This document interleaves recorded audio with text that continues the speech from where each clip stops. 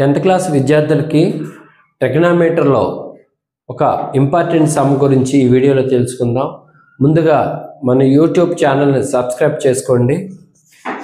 చూడండి, prove that tan a plus secant a minus 1 by tan a minus secant a plus 1 equal to 1 plus sin a by cos a. చూడండి, LHS తీసుకుని RHSని proof చేయాలన్నమాట. LHS కింద రాసుకుంటున్నా is equal tan a plus secant a minus 1 by tan a minus secant a plus 1.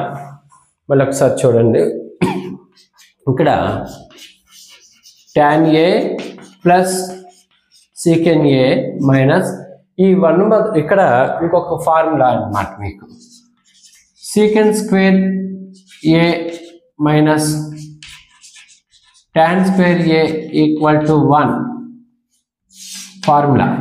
అంటే 1 దేనికి equal అయ్యి ఉంది? secant square a minus tan square a కి equal. అంటే 1 బదులు అది రాయొచ్చుగా మనం. ఏంటిది? secant square a minus tan square a by మళ్ళీ ఇక్కడ మనం ఉంది కదా tan a minus secant a plus 1. అది ఇక్కడ చూడండి, ఇక్కడ ఇదే ఉంది a, ఇది b అనుకున్నాం అనుకో, a square minus b square. ఇప్పుడు చూడండి మళ్ళీ formula a square minus b square equal to a plus b into a minus b, a plus b into a minus b. దాన్ని అప్లై చేసినట్టయితే tan a plus secant a minus ఇది చూడండి ఏంటిది? secant a plus tan a. చూడండి మళ్ళీ secant a minus tan a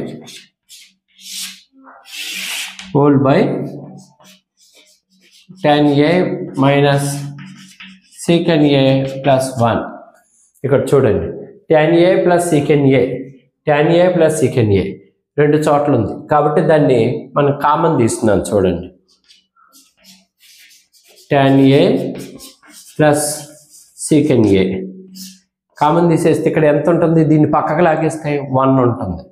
1 minus ఇక్కడ ఏం లేదుగా, secant a plus tan a పక్కకు లాగేసాక ఇక్కడ ఏం లేదు. ఇక్కడ ఏముంది? secant a. అంటే ఈ మైనస్ దీనికి వర్తిస్తుంది. మైనస్ secant a ఇక్కడ మైనస్ మైనస్ ప్లస్ అవుతుంది. ఇక్కడ మైనస్ ఉంది కదా, ఎందుకు ఇక్కడ మైనస్ a మైనస్ b రాసిన దాంట్లో మైనస్ ఉంది, దాన్ని minus minus plus tan a whole by ఇది ఉంది కదా tan a minus secant a plus 1. ఇక్కడ చూడండి, plus tan minus secant minus secant plus 1 plus 1 ఉంది కదా. అంటే ఏంటి? ఇది మొత్తం క్యాన్సిల్ చేసుకోండి. ఇంకా మిగిలింది ఏంటి మనకి? tan a plus secant a ఇది మిగిలింది. ఇక్కడ చూడండి కానీ మనకు ఆన్సర్ ఇది రావాలి కదా, అందుకే చూడండి ఇక్కడ tan బదులు sin a by cos a. ఏంటి? sin a by cos a plus secant అంటే ఏంటి? 1 బై cos. secant అంటే ఏంటి? 1 by cos a.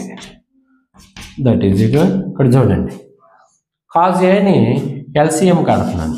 cos aని LCM కడితే ఇది ఏమవుతుంది?